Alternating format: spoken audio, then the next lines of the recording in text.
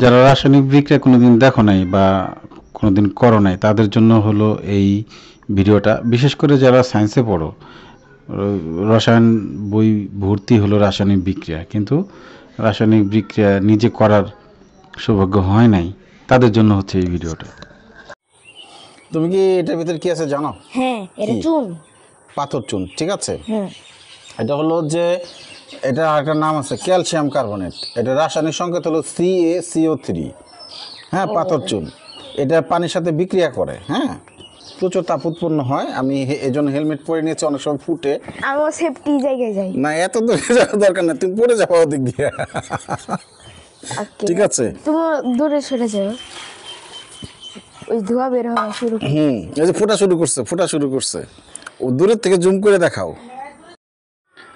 আমাদের বিজ্ঞান বইয়ে রাসায়নিক বিক্রিয়া আছে, অনেক অনেক রাসায়নিক বিক্রিয়ার কথা উল্লেখ থাকে, কিন্তু অনেকে আমরা রাসায়নিক বিক্রিয়া যে দেখেছি এটা আমরা জানি না।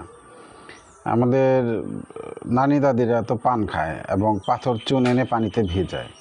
পানিতে ভিজালে যে একটা রাসায়নিক বিক্রিয়া তৈরি হয়, নানি দাদিরা যে সারা জীবন পান খেয়ে গেল তারা তো জানেই না, ওই বাড়ির যে পুরো স্টুডেন্ট তারাও অনেকে জানে না বিষয়টা। এখানে পাথর চুন হলো, এটার রাসায়নিক সংকেত হচ্ছে ক্যালসিয়াম কার্বনেট CaCO3। এখানে পানি মিশ্রিত করলে প্রচুর তাপ উৎপন্ন হয় এবং ক্যালসিয়াম বাইকার্বনেট তৈরি করে CaOH2। তো যাই হোক, এতে এতে ওই প্রচুর তাপ উৎপন্ন হয় এবং পানি ঢালার পরে একটু পরেই রাসায়নিক বিক্রিয়াটা শুরু হয় এবং সাবধানতা অবলম্বন করতে হবে। অনেকে কিন্তু চুনে পানি মেশানোর পর বিস্ফোরণে কিন্তু চোখ অন্ধ হয়ে যাওয়ারও রেকর্ড আছে।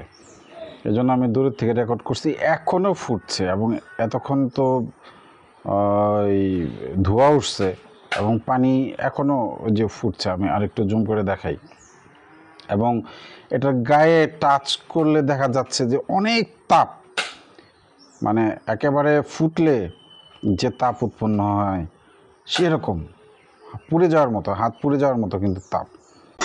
বিক্রিয়া শুরুতে ধোঁয়ার মতো গ্যাস উঠতে দেখা যায়, আর এই গ্যাসটা ছিল হলো কার্বন ডাইঅক্সাইড গ্যাস। তাহলে আমরা একটা রাসায়নিক বিক্রিয়া দেখলাম।